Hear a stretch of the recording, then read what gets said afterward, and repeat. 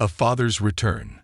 The frigid air of the Minnesota evening nipped sharply at Captain Alex Carter's face as he stepped off the military transport plane. His combat boots clanged softly against the metal steps, each sound resonating with the weight of the past year spent in a conflict zone thousands of miles away. 15 months of dust, danger, and duty in Afghanistan had hardened him further, but nothing could prepare him for what awaited at home. The Minneapolis-St. Paul International Airport bustled with activity. Loved ones reunited, tears shed, laughter filling the space. Yet Alex stood apart, his piercing gray eyes scanning the crowd as he adjusted the strap of his duffel bag. He hadn't told anyone he was coming home early. His wife, Emma, and their 13-year-old daughter, Lily, thought he wouldn't be back for another 2 weeks. Alex had wanted it to be a surprise, a joyful moment to break the monotony of distance. But as the cab sped away from the airport and the familiar streets of his neighborhood came into view, the pit in his stomach deepened. "Something eating at you, Captain?" the cab driver, an older man named Gus, asked, peering at him through the rearview mirror. Alex shook his head, forcing a smile. "Just excited to see my family. Been a long deployment." "Long deployments are the toughest," Gus said knowingly. "Used to be Navy myself. Coming home was the best feeling in the world. But sometimes the hardest, too." Alex nodded but didn't respond. His thoughts had drifted to Emma and Lily. Their last few video calls had felt off. Emma had seemed distant, her usual warmth replaced by a strange detachment. She blamed it on stress from her work as a pediatric nurse. Lily's absence in those calls had been explained away as soccer practice or group projects. Yet, in quiet moments, Alex's instincts screamed at him that something was wrong. As the cab turned onto Elmwood Lane, Alex's grip on his duffel bag tightened. The house, a modest 2-story colonial with cream-colored siding and blue shutters, loomed in the distance. But the home he remembered as a beacon of warmth looked cold and lifeless now. The driveway was empty, the porch light flickered, and no lights glowed from the windows. Snow covered the front yard, untouched by footprints. "Want me to wait a minute?" Gus asked, picking up on Alex's unease. "Yes, just in case," Alex replied, his voice low. He stepped out into the crisp night air, his boots crunching against the snow as he approached the door. Something felt off, more than just the darkened house. The mailbox was overflowing with letters, the flower beds were overgrown with weeds, and the curtains were drawn tightly shut. Alex pulled his key from his pocket and unlocked the door. It creaked as it swung open, and he was immediately hit by an eerie silence. The air inside was cold, the thermostat clearly off, and the smell of stale air and dust lingered. Alex flicked on the light, scanning the familiar space. His heart dropped. The walls, once adorned with family photos and Lily's school art, were bare. The cozy living room, where Emma would read by the fire, felt abandoned. Dust coated the surfaces, and Lily's favorite purple jacket, usually hung by the door, was nowhere to be seen. "Emma? Lily?" Alex called, his voice echoing through the empty house. No answer. He dropped his duffel bag and moved quickly through the rooms. The kitchen was just as lifeless. No signs of a half-finished meal or the coffee mug Emma always left on the counter. Lily's room upstairs was neat, too neat, as if no one had slept there in weeks. Her bed was perfectly made, her favorite stuffed bunny missing from its usual spot. "Emma." Alex's voice grew louder, more desperate. Then he heard it, a faint noise coming from below. A muffled sound, like someone whimpering. His military instincts kicked in immediately. He moved silently down the hall, his hand brushing the wall until he reached the basement door. It was ajar, the padlock hanging loosely from its latch. His heart raced as he peered into the darkness below. The faint sound of chains rattling sent a chill down his spine. "Lily?" Alex called softly. The whimpering stopped abruptly. "Daddy." A weak, trembling voice echoed from the shadows. "Daddy, "Is that you?" Alex didn't hesitate. He flicked the light switch and descended the stairs 2 at a time. The scene that met him at the bottom froze him in place. The basement, once a cheerful space where Lily played board games and built forts, had been transformed into a nightmare. The walls were covered in strange symbols, crude drawings of circles and spirals in black and red ink. The ping-pong table was gone, replaced by a filthy mattress shoved into the corner. A bucket and a tray with rotting food sat nearby. But it was Lily that shattered him. She lay curled on the mattress, her frame thin, her once vibrant auburn hair greasy and tangled. She was shackled to the wall by a thick metal chain around her ankle, the skin beneath raw and bleeding. "Oh my God, Lily!" Alex rushed to her, his hands trembling as he knelt beside her. She flinched at his touch before recognition flooded her tear-streaked face. "Daddy," she sobbed, throwing her frail arms around his neck. "I thought you'd never come. They said you weren't real, that they replaced you." Alex cradled her, his mind racing. Who had done this? And why? "Lily, where's your mom? Who did this to you?" Lily clung to him, her body trembling violently. "Mom and Aunt Karen. They said it was for my protection. That you weren't you anymore. They left 3 days ago, Daddy. They said someone would check on me. But no one came." Alex's blood ran cold. Emma's sister, Karen, had moved in about 6 months ago. Emma had said it was temporary, just until Karen got back on her feet.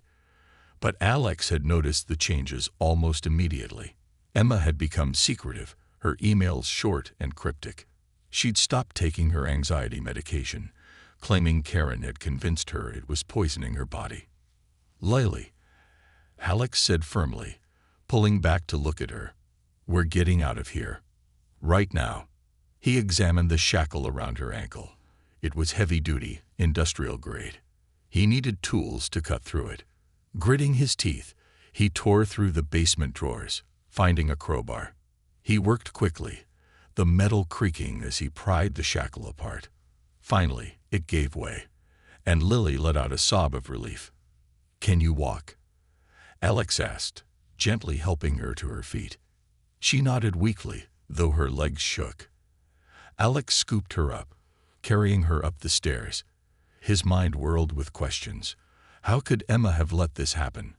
How could she have believed any of it? As they reached the living room, Alex's phone buzzed. It was a text message from Emma's number, though the words chilled him to his core. "You shouldn't have come back early. They're watching. They'll come for you too." Alex's grip on Lily tightened. Whoever they were, he wasn't going to let them anywhere near his daughter. "The hunt begins." Alex stood frozen in the middle of his living room, Emma's cryptic text flashing on his phone screen. His mind raced with questions, each one more terrifying than the last. Who was they? Why had Emma and Karen abandoned Lily? And what had Emma been manipulated into believing? He didn't have time to dwell. Lily needed immediate medical attention, and whoever had done this could still be watching. The warmth of his daughter's frail body pressed against his chest brought his focus back to the present. He had to act fast. "Stay close to me," he whispered to Lily as he grabbed his duffel bag from the entryway. His military instincts kicked in as he scanned the room for anything useful, a flashlight, his emergency cash stash, even the old baseball bat leaning against the wall near the door. He slung the bag over his shoulder, gripped the bat tightly in his free hand, and stepped outside into the biting cold. Gus, the cab driver, was still parked by the curb. His window rolled down as Alex approached, his face a mix of concern and curiosity. "Everything all right, Captain?" Gus asked, his eyes flickering to Lily. "No," Alex said curtly, his voice firm. "We need to go. Now." Without another word, Gus opened the back door. Alex climbed in, cradling Lily protectively in his lap. As the car pulled away, Alex kept his eyes on the rearview mirror, scanning the dark streets for any sign of pursuit. The neighborhood was eerily quiet, the glow of streetlights reflecting off the fresh snow. "Where to?" Gus asked. "The nearest hospital," Alex replied. "And drive fast." A hospital visit. The emergency room at St. Paul's General Hospital was quiet for a winter evening. Alex carried Lily inside, her head resting limply on his shoulder. The warmth of the building was a stark contrast to the cold chaos in his mind. As soon as they entered, a nurse rushed forward, her eyes widening at the sight of the thin, shackled mark on Lily's ankle. "What happened?" the nurse asked, her voice a mix of urgency and concern. She's been locked up," Alex said, his voice catching as the words tumbled out. "She needs help. Now." The nurse called for a gurney, and within seconds, a team of medical professionals swarmed them. Lily was gently taken from Alex's arms, her weak protests drowned out by the flurry of questions and medical jargon. A doctor in his late 40s, with a calm but firm demeanor, approached Alex. "Captain Carter, I'm Dr. Evans," he said, his tone measured. "We'll do everything we can for your daughter, but I need you to tell me exactly what happened." Alex hesitated, his gaze darting to the room where Lily was being wheeled away. He could see her frail hand reaching out toward him, her voice calling, "Daddy, don't go. I'll stay nearby," he promised her, then turned back to Dr. Evans. "My wife and her sister, they'd been acting strange. Paranoid. I came home early from deployment and found my daughter chained in the basement. She hasn't eaten properly in weeks. She said they left 3 days ago and told her someone would come for her. I don't know who or why." Dr. Evans' expression hardened. "We'll need to notify the authorities. This sounds like a case of severe abuse and neglect. Do you have any idea where your wife or her sister might have gone?" "No," Alex said, shaking his head. "But I got a text from my wife. She said, 'They're watching. Whoever they are, I think they're part of this.'" Dr. Evans nodded grimly. "I'll get in touch with social services and law enforcement. In the meantime, you should stay close.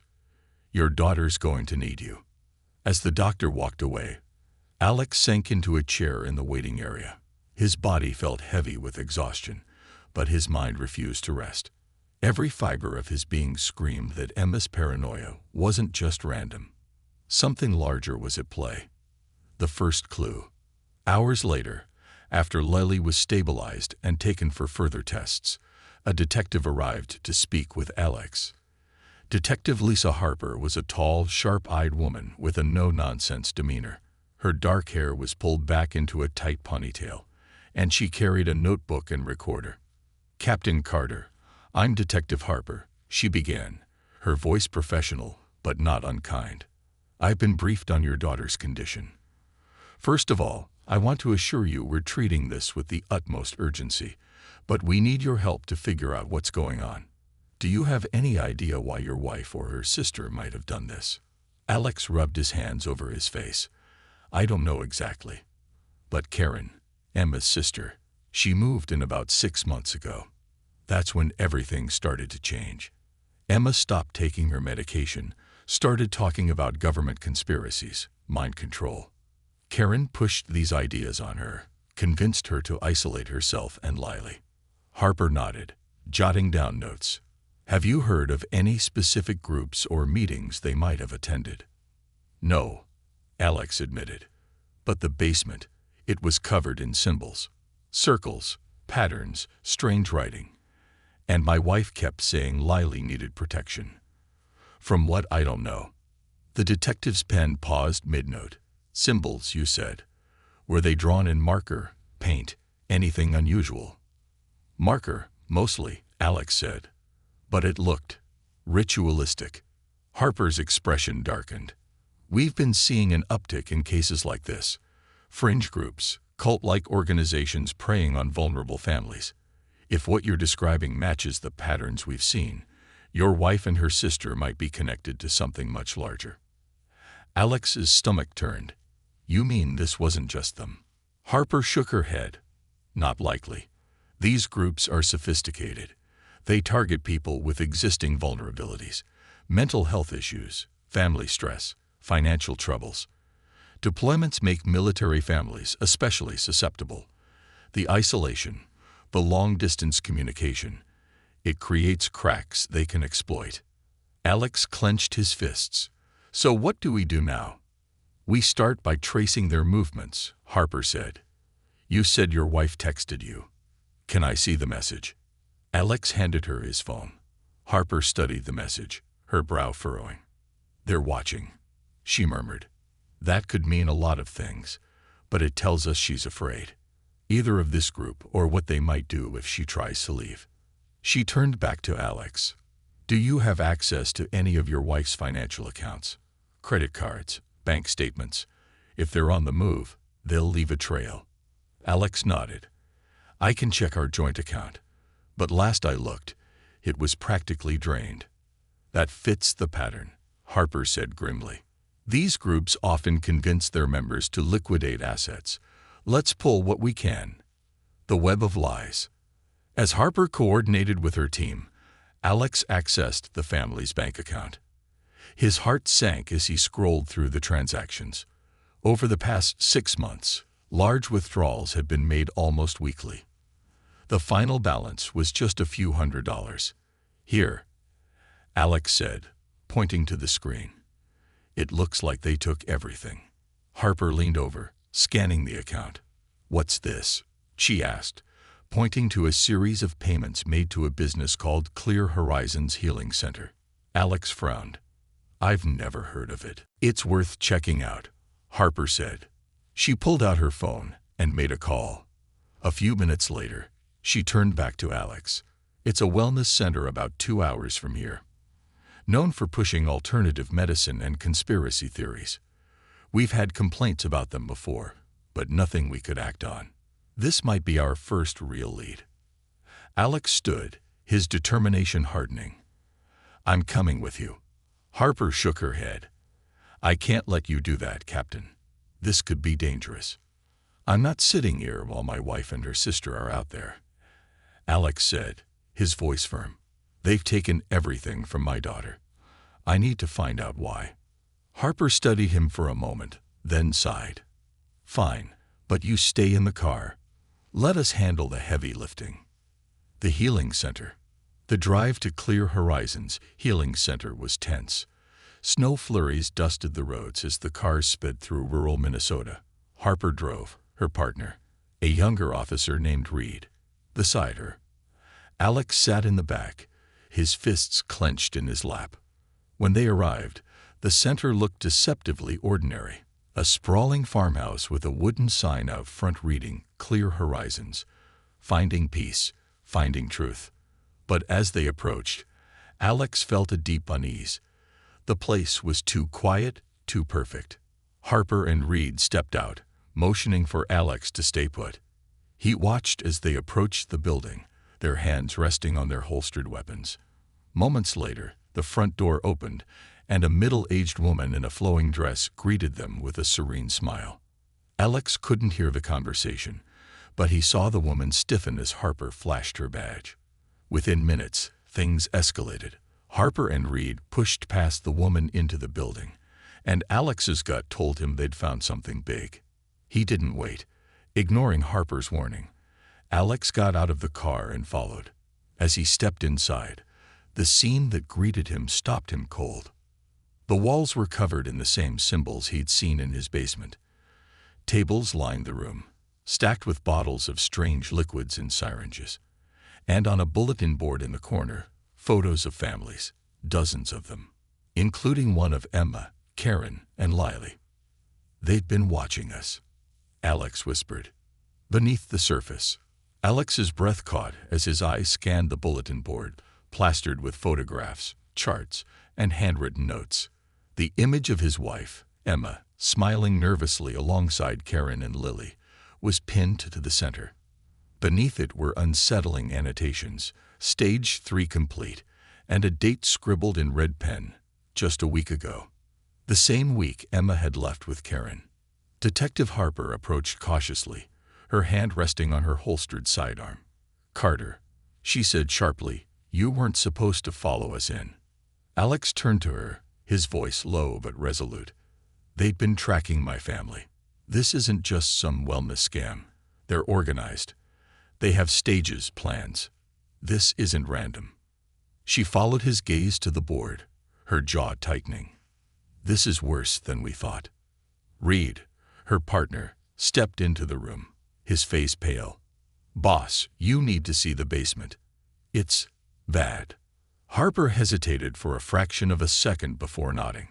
Stay here, Carter, she ordered firmly. I mean it this time. But Alex couldn't just stand idle. As the detectives descended into the basement, he stepped closer to the board, his military-trained eyes scanning for any clue that might lead him to Emma or whoever was pulling the strings. The clues in the chaos. The photos were arranged methodically. Families with children, all connected by red string. Some of the faces looked vaguely familiar. Other military personnel Alex had served with, some he'd only met in passing. Beneath each family photo were labels. Stage 1, isolation. Stage 2, indoctrination. Stage 3, extraction. His blood ran cold as he pieced together what this meant. This group, whatever it was targeting military families systematically. The stages were steps to break down families, isolate them, and manipulate them into compliance. Pinned to the side of the board was a map with clusters of red dots spread across multiple states: Minnesota, South Dakota, Nebraska, Texas, all places where military families were stationed or had recently been deployed. Then he saw it, another map, smaller but more precise, with a single red circle drawn over a location in southern Minnesota. Next to it, in bold letters, was written, Central Reformation Facility, Final Conditioning Phase. They're moving them. Alex whispered to himself. Emma and Karen were taking Lily to this facility. But why? Horrors in the basement. Unable to wait any longer, Alex made his way toward the basement stairs. Harper and Reed's voices echoed faintly below, tense and urgent. He descended cautiously, the faint smell of chemicals and mildew growing stronger with each step. The basement was dimly lit, a stark contrast to the pristine facade upstairs. Alex's heart pounded as he took in the sight before him. Metal tables lined the walls, covered in strange equipment. Glass vials, syringes, and containers marked with biohazard symbols. A row of filing cabinets stood against one wall, their drawers slightly ajar and overflowing with documents. Harper was standing near one of the tables, holding a syringe up to the light. This is beyond a wellness center, she said grimly. They're manufacturing something here. Maybe drugs, maybe something worse. Reed was rifling through one of the filing cabinets. Got something, he said, pulling out a thick manila folder. Lists of names, payment records, even medical histories. It's all here. Alex moved closer, unable to stop himself. Let me see, he demanded, his voice shaking. Reed handed him the folder reluctantly. Alex flipped through the pages, his stomach turning with each one. The documents detailed experiments, forced injections of chemical compounds designed to cleanse the mind of outside influence. Each subject was listed by number, but Alex recognized some of the initials and birth dates. They were children, kids like Lily. One page stopped him cold. It was labeled Subject 027, Psychological Response Progress Report. Underneath was Lily's name, her age, and a list of substances she had been exposed to during her captivity. They'd been experimenting on her, Alex growled, his voice trembling with rage. On my daughter. Harper placed a hand on his shoulder, her voice steady. Carter, I know this is hard, but we need to stay focused. This facility isn't the endgame. Look at this. She pointed to a shipping manifest on the table. They're moving people, kids, families, to another location. This reformation facility. That's where we'll find your wife and Karen. Chilling revelation. The sound of a door slamming upstairs jolted them all. Reed drew his weapon, motioning for silence. Harper gestured for Alex to stay back, but he ignored her, gripping the baseball bat he brought along. Footsteps echoed above them. deliberate and heavy. Alex's grip tightened, his breathing shallow as he prepared for a confrontation. The basement door creaked open, and a figure stepped halfway down the stairs. It was the woman who had greeted them earlier. Her serene smile was gone, replaced by a cold, calculating glare. "You shouldn't be here," she said, her voice eerily calm. "You don't understand what we're doing. We're saving them." Harper raised her weapon. "Put your hands where I can see them, and step down slowly." The woman didn't move. Instead, she smirked. "You think you're stopping us. You have no idea how far this reaches."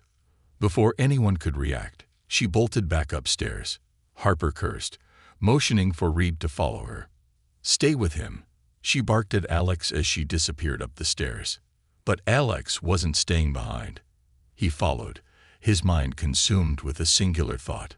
This woman knew where Emma and Karen were taking Lily. He couldn't let her escape. The chase. The woman darted out the back door of the center, her long dress billowing in the icy wind. Harper and Reed were close behind, shouting commands for her to stop. Alex followed, his legs burning as he sprinted after them. The woman reached a black SUV parked in the lot and fumbled with the keys. Harper raised her gun, shouting, "Don't move. Hands where I can see them." The woman hesitated for a split second, then threw the keys into the snow and raised her hands. "You think this stops anything?" she sneered. "You're too late. The transfer has already started." "What transfer?" Alex demanded, stepping forward. "Where is my wife? Where is Emma?" The woman's smile returned, chilling and smug. "You'll never find them in time." Harper stepped forward, cuffing her wrists and shoving her against the hood of the SUV. "We'll see about that. Reed, call it in. We need every available unit headed for that facility." As the woman was secured in the back of a squad car, Alex's focus turned to Harper. "She's lying. We're not too late. But we need to go now." Harper nodded. "We have enough evidence to storm that facility, but it's going to take coordination. You can't just rush in." "I'm not waiting," Alex snapped. "My daughter's life is on the line. If they've already moved her, every second counts." Harper studied him, then sighed. "Fine, but we do this my way. You follow my lead, understood?" Alex nodded, though his mind was already racing ahead. He wasn't just following. He was taking back his family. The race against time. As the squad car carrying the woman drove away, Harper, Reed, and Alex piled into the detective's unmarked vehicle. Harper radioed ahead, calling for backup to meet them at the coordinates marked on the map. The drive was tense and silent, the snowstorm intensifying as they sped toward the location. Alex stared out the window, his jaw clenched. Every mile felt like an eternity, his mind plagued by images of what Lily might still be enduring, or worse, what she had already endured. "We'll get her back," Harper said quietly, as if reading his thoughts. "We have to," Alex replied. "Because if we don't—" His voice broke, but he didn't finish. The thought was too unbearable. As they neared the marked location, the faint glow of floodlights came into view. The facility wasn't just a building. It was a compound. A tall fence surrounded it, and figures moved in and out of a central warehouse-like structure. Harper pulled the car to a stop a safe distance away, pulling out binoculars to survey the area. "Looks like we got armed guards," she said grimly. "This isn't just some wellness retreat. This is a full-scale operation." Alex leaned forward, his eyes narrowing as he spotted a group of people being ushered into a transport van. Even from a distance, he could recognize Emma's distinctive silhouette, her posture hunched and defeated. "She's there," Alex whispered. "And I'm not leaving without her." The compound. The glow of the floodlights bathed the snow-covered ground in an eerie yellow light as Alex crouched behind the car, his breath misting in the cold night air. Harper's binoculars remained trained on the compound ahead, her expression grim. The transport van Alex had spotted earlier began to roll forward, its taillights disappearing behind a tall warehouse at the compound center. "We're running out of time," Alex said, his voice taut. "They're moving them. We need to go now." Harper glanced at him, her face betraying a mix of sympathy and frustration. "I get it, Carter. I do. But this isn't a one-man operation. If we charge in there without backup, we're just handing them more leverage. They'll see us coming, and they won't hesitate to destroy evidence or harm hostages." Alex clenched his fists, his eyes fixed on the compound. Every instinct screamed at him to act. His military training had taught him patience under fire, but this wasn't just another mission. This was his family. Every second they waited felt like a lifetime. "How long until backup gets here?" he asked, his tone clipped. 20 minutes, tops," Harper replied. "We've got state police and an FBI tactical team en route. Once they're here, we'll have the manpower to handle this the right way." Alex shook his head. "They don't have 20 minutes. You saw that van. It's moving them. If we wait, we'll lose them." Harper opened her mouth to argue, but Reed spoke first. "He's right, Detective. They're already mobilizing. If they hit the road before we're ready, they could vanish into thin air." Harper exhaled sharply, her breath clouding in the frigid air. "All right," she said reluctantly. "We do this quietly. In and out. Minimal engagement until backup arrives." Alex's jaw tightened as he nodded. "That's all I need." Approaching the enemy, the three of them moved carefully through the shadows, sticking close to the tree line that bordered the compound. Alex took the lead, his senses heightened with every step. The wind carried faint voices from the warehouse, mingling with the low hum of a generator. Armed guards patrolled the perimeter, their movements methodical. 2 guards at the main entrance, Harper whispered, her breath barely audible. "Another one circling the north side every 3 minutes. We'll need to time it right." Alex scanned the area, his sharp eyes locking onto a stack of crates near the rear of the warehouse. "We use those crates for cover. Get close enough to take out the north guard quietly, then move in." Harper raised an eyebrow. "You're awfully comfortable with this kind of work." Alex didn't respond. His focus was entirely on the task at hand. Every nerve in his body was taut, his adrenaline surging. He had done this countless times in combat zones, but this mission was personal. The first encounter. As the north side guard approached on his patrol, Alex motioned for Harper and Reed to stay back. He crept forward, his movements silent against the snow. The guard, a burly man wearing a thick jacket and carrying a rifle, stopped briefly to light a cigarette. Alex seized the moment. In a swift, calculated motion, he lunged forward, gripping the man's weapon and twisting it free. Before the guard could cry out, Alex delivered a sharp blow to his temple with the butt of the rifle, sending him crumpling to the ground. "Clear," Alex whispered, motioning for the others to join him. Harper gave him a tight nod, her respect evident despite her earlier reservations. Together, they moved toward the warehouse's rear entrance. Harper produced a lockpick set, working quickly on the door while Reed kept watch. "Got it," Harper murmured as the lock clicked open. They slipped inside, the dim interior illuminated by flickering fluorescent lights. The air was thick with the acrid smell of chemicals and disinfectant. Rows of metal tables filled the space, each one laden with equipment that Alex instantly recognized from the basement of the wellness center. Syringes, vials, and stacks of documents cluttered the room, alongside laptops displaying graphs and data he didn't understand. "This is their lab," Harper whispered. "They're manufacturing the compounds here." Alex's gaze darted to the far end of the room, where a set of stairs led downward. A faint sound drifted up, muffled voices, punctuated by what sounded like crying. "They're keeping people below," Alex said, his voice hard. Without waiting for a response, he moved toward the stairs. "Wait," Harper began, but Alex was already descending, his every step deliberate and silent. The holding cells. The basement was colder than the rest of the building. the chill seeping into Alex's skin as he reached the bottom of the stairs. Rows of makeshift cells lined the walls, each one secured with a heavy padlock. Inside, frightened faces peer out, men, women, and children, their expressions a mix of fear and desperation. Alex's heart clenched as he scanned the faces, searching frantically for Emma and Lily. Lily, he called softly, his voice carrying through the quiet. Daddy?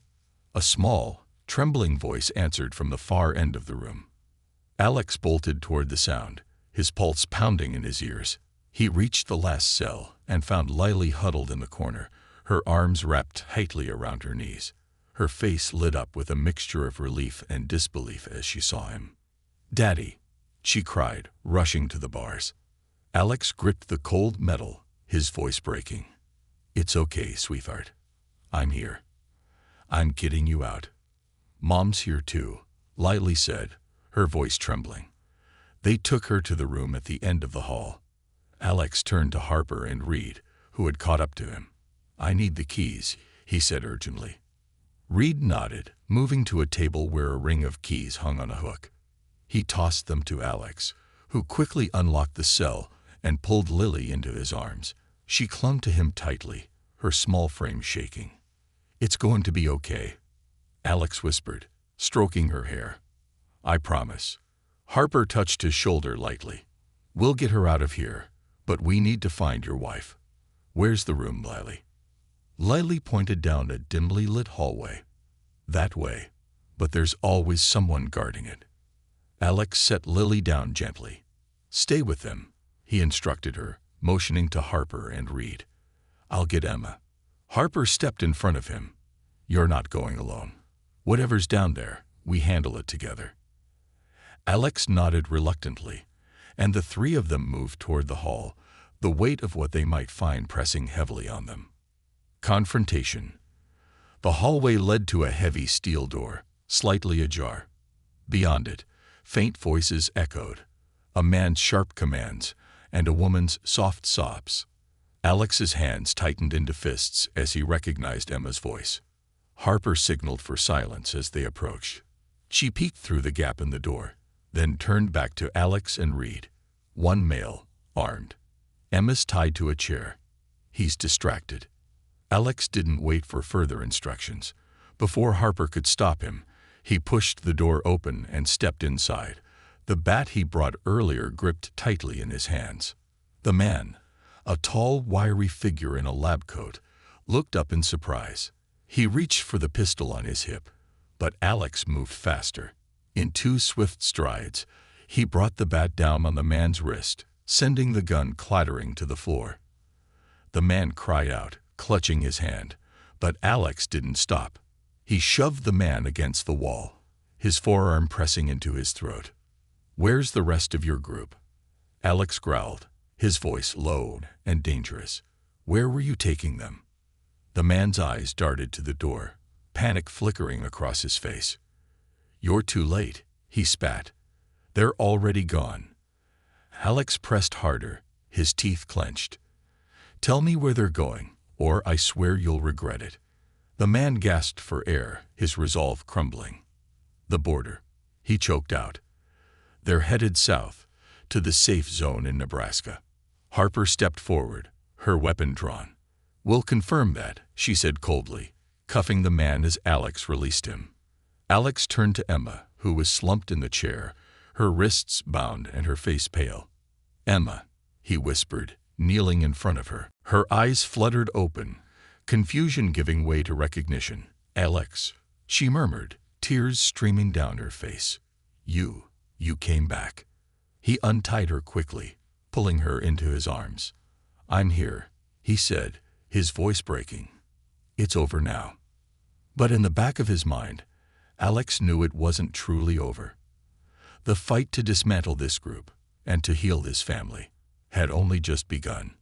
Escape and revelation. Alex held Emma tightly as she sobbed into his chest. Her body trembled, weak from days of captivity, and her breath came in short, shallow gasps. He stroked her hair gently, whispering reassurances he wasn't sure he believed himself. The sight of her, once vibrant and strong, now broken and hollowed by whatever this group had done, filled him with a mix of rage and sorrow. "Emma," he said softly, pulling back slightly to look into her tear-streaked face. "Where's Karen? Where's the rest of them?" Emma shook her head, her eyes darting nervously to the man Harper had cuffed. They're taking the children south. Karen's with them. She said it's the only way to protect them from the signals." "What signals?" Alex asked, his voice firm but gentle. Emma's lip quivered, her hands clutching his shirt like a lifeline. "The frequencies. They said the government was using them to control us, to control you. Karen convinced me. She said you weren't you anymore. That they replaced you with a copy." Her voice broke, and she looked away in shame. Alex's heart ached as he realized how deeply Karen had manipulated her. Emma wasn't just a victim of the cult's lies. She had been their pawn, driven by fear and guilt. He placed his hands on her shoulders, forcing her to meet his gaze. "It's not real, Emma," he said firmly. "None of it. They lied to you. They used your fear against you. But I'm here now, and I'm not letting them take you or Lily again." Emma nodded weakly, her tears falling freely.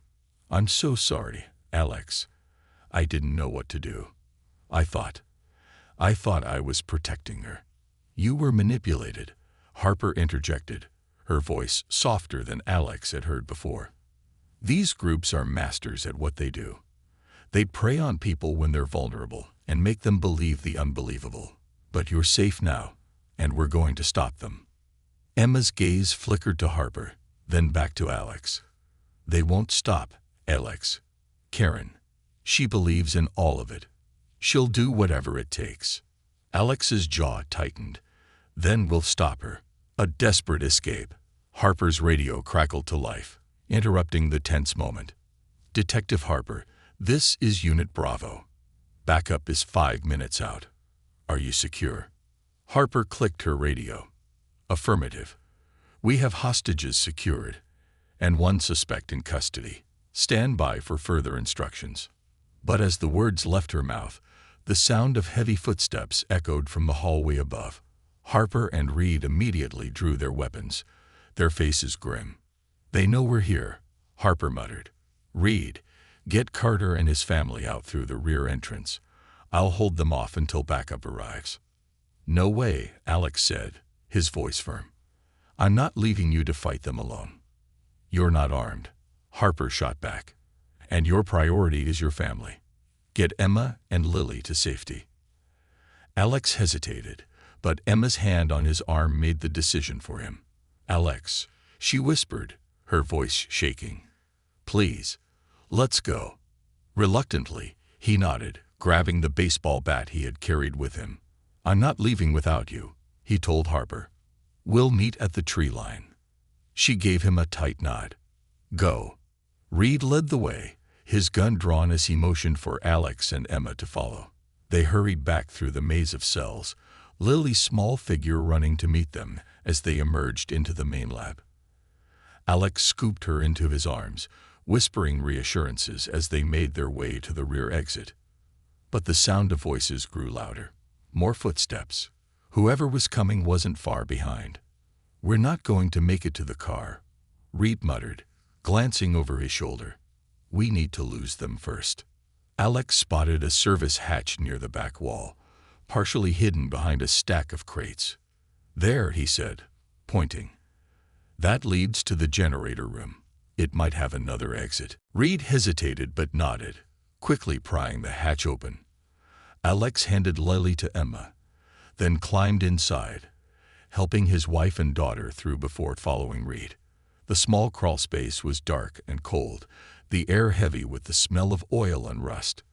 Alex kept his breathing steady, his ears straining for any sign of pursuit. They emerged in a dimly lit room filled with humming machinery. The generator's rhythmic thrum drowned out the sounds of the chaos above, but Alex knew they couldn't stay hidden for long. "There's a door," Emma said, pointing to the far end of the room. It was a rusted metal door, barely hanging on its hinges, but it offered a chance at escape. Reed moved cautiously, his gun raised as he opened the door. Beyond it lay a narrow path leading into the woods, the snow-covered ground glinting faintly in the moonlight. "Go," Reed urged. "I'll cover you." Alex hesitated, his military instincts warring with his desire to keep his family safe. "We stick together," he said firmly. "No one gets left behind." Reed gave him a grim smile. "I can see why Harper likes you." "Fine. Let's move." Reaching safety. The woods offered some cover, but the cold was unrelenting. Alex held Lily close, his arms aching from the strain but unwilling to let her go. Emma stumbled beside him, her exhaustion evident, but she pushed forward, her determination keeping her upright. Behind them, the faint sounds of shouting carried on the wind. Harper and the backup units were engaging the cult members, giving them precious time to escape. But Alex knew they weren't out of danger yet. "Just a little farther," he whispered to Lily, who clung to him silently. "We're almost there." They reached the edge of the woods, where Reed paused to check their surroundings. In the distance, flashing lights illuminated the night as police and FBI vehicles swarmed the compound. The sounds of gunfire and shouted orders echoed faintly. "We made it," Emma said, her voice barely audible. She collapsed to her knees, her breath coming in ragged gasps. Alex knelt beside her, placing a reassuring hand on her shoulder. "It's over, Emma. We're safe." But as he said the words, a figure emerged from the shadows. A tall, gaunt man with cold, calculating eyes. He held a pistol, its barrel trained directly on Alex. "You think you've won?" The man sneered. "You have no idea how deep this goes. The truth unfolds." Reed raised his gun, but the man was faster. "Drop it," he commanded, "or I'll shoot." Reed hesitated, his eyes darting to Alex. Slowly he lowered his weapon, but his posture remained tense, ready to act. "Who are you?" Alex demanded, his voice steady despite the fear clawing at him. The man smiled faintly. "Just a messenger. But you've disrupted something much larger than you can comprehend. We're everywhere, Carter. You can't stop us." "You're done." Alex shot back. "The cops are already tearing your operation apart." The man chuckled, a cold, mirthless sound. "This was just one piece. There are others. You've saved your family, but how many more will suffer because of your interference?" Alex's grip tightened on the baseball bat. "I don't care how big your network is. I'll hunt every single one of you down if I have to." The man's smile faded. "You've made powerful enemies tonight, Carter. Watch your back." Before Alex could respond, the man suddenly turned the gun on himself and pulled the trigger. The sound echoed through the woods, and the man crumpled to the ground, leaving behind more questions than answers. Aftermath. The arrival of the backup units brought a wave of relief. Harper emerged from the woods, her jacket torn and her face streaked with sweat and dirt, but otherwise unharmed. "You okay?" she asked Alex, her eyes scanning his family. "We're fine," Alex said, his voice heavy with exhaustion. "But this isn't over." Harper nodded grimly. "No, it's not. But we've dealt a serious blow tonight. That's a start." As EMTs arrived to tend to Emma and Lily, Alex stood by the flashing lights, his mind racing. The man's words haunted him. "We're everywhere. How deep did this conspiracy go? And how many more families were in danger?" He looked at Lily, who was being wrapped in a warm blanket by a kind paramedic. Her eyes met his, filled with both fear and hope. Whatever it took, he would protect her. This fight wasn't over, but Alex was ready for the battles ahead. A father's vow. The adrenaline coursing through Alex's veins began to wane, leaving behind a bone-deep exhaustion. But he couldn't rest, not yet. As the flashing lights of police cars illuminated the snowy woods and Lily and Emma were tended to by paramedics, Alex's mind churned with questions. The man's chilling words, "We're everywhere," echoed in his head like a warning bell. Detective Harper approached, her expression somber but determined. "Carter," she said, her voice cutting through the cacophony of radios and distant shouting. "I need a moment." Alex, who had been watching over Emma and Lily from a distance, turned to her, his jaw tight. "What now? Haven't we been through enough?" Harper crossed her arms, lowering her voice. "I know you're tired, but this isn't over. That guy," she gestured toward the body now being examined by forensics, "was just a cog in the machine. He killed himself because he knew we'd get nothing from him. But this compound, it's just one of many." Alex's hands curled into fists. "Then we shut them all down." "It's not that simple," Harper replied. "These groups are careful. They operate in cells, each one only knowing part of the bigger picture. But tonight, we've made progress. We've rescued dozens of hostages, and our intel teams are already working on what we found in their files." Alex's gaze hardened. "That's not good enough. They're out there right now, taking more families, more children. How many have already slipped through your fingers while we wait for paperwork and red tape?" Harper stared at him, her face unreadable for a moment. Then, to his surprise, she nodded. "You're right. These people are relentless. But so are we. I want you involved in this, Carter. You've seen what they're capable of. You've lived it. We need people like you." Alex hesitated, the weight of her words sinking in. "What are you asking?" "Help us," she said simply. "Your military background, your insight, it's invaluable. And this fight, it's personal for you. We need someone who won't quit." Alex glanced over at Lily, who was now sitting in the back of an ambulance, clutching the stuffed bunny a paramedic had given her. Her eyes met his, and he saw both hope and lingering fear in her gaze. Then he looked at Emma, pale and frail, her body wrapped in a blanket as she sat silently, staring at the ground. His decision was already made. Rebuilding trust. The days following the raid on the compound were a whirlwind of activity. Alex refused to leave Emma and Lily's side as they were taken to a secure hospital facility for evaluation. Both were severely malnourished and dehydrated, and Lily's ankle still bore the marks of the shackles that had imprisoned her. Doctors and therapists worked tirelessly to help them recover, but the psychological scars were just as deep as the physical ones. Lily had frequent nightmares, waking up screaming and clutching at Alex, terrified he would disappear again. Emma's guilt weighed heavily on her, and she often withdrew, staring out the window with vacant eyes. One afternoon, as Alex sat by Emma's hospital bed, she finally broke the silence. "I failed her," she whispered, her voice trembling. "I failed you." Alex leaned forward, his hands clasped tightly together. "Emma, you were manipulated. They preyed on your fears, on your love for Lily. They used Karen to twist everything. This isn't your fault." Emma shook her head, tears streaming down her face. "But I believed them, Alex.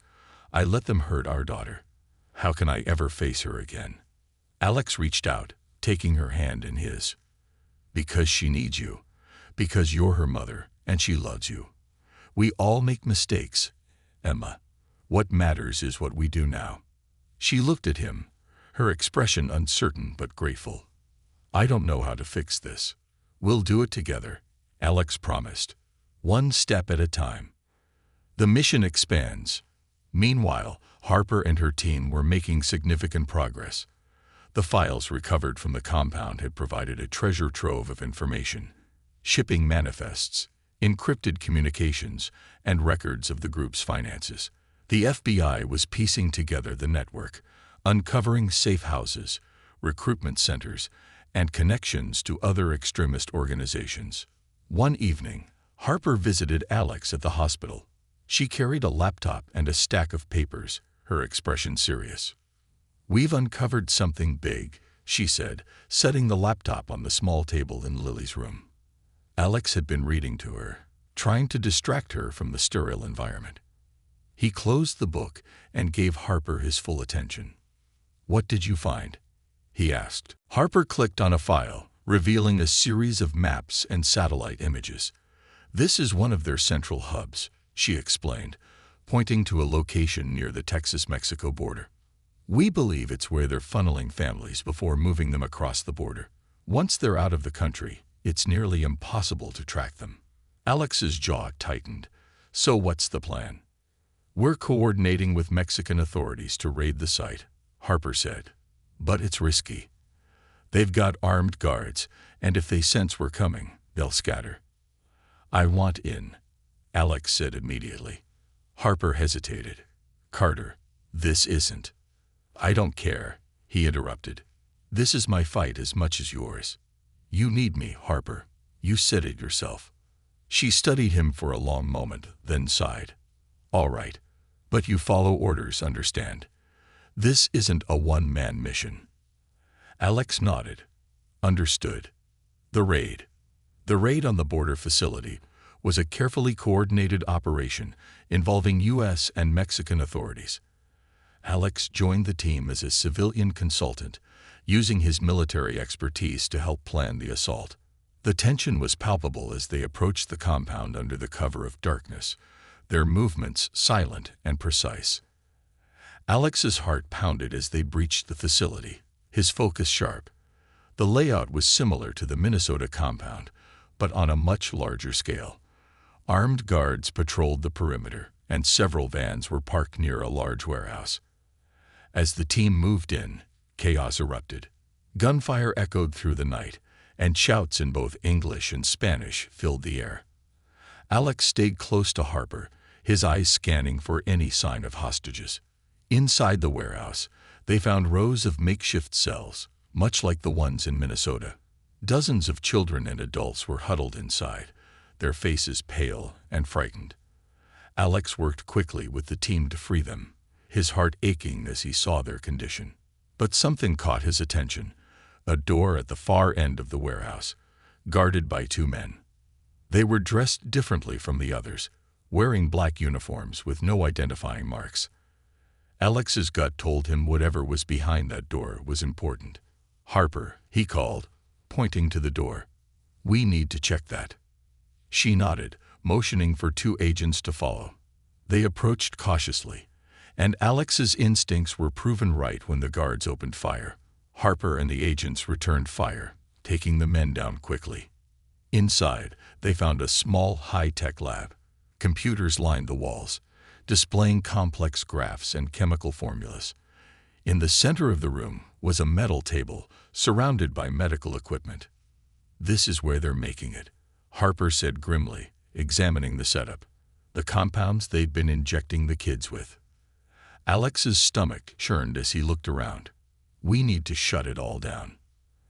"And we will," Harper promised. "This ends tonight. A family united." The raid was a success. Dozens of hostages were rescued, and the facility was dismantled. But Alex knew the fight wasn't over. The group's network was vast, and it would take years to fully dismantle. Back home, Alex focused on his family. Lily began therapy to heal from the trauma she had endured, and Emma committed to her own recovery, working with a psychiatrist to address the damage caused by the group's manipulation. One evening, as they sat together in their new apartment, far from the memories of their old home, Lily handed Alex a drawing. It showed their family standing together, with the words, "We're stronger together," written in bold letters. Tears filled Alex's eyes as he hugged her tightly. "We are, sweetheart," he said. "We'll always be stronger together." And as they sat there, surrounded by the warmth of their small but safe home, Alex made a silent vow.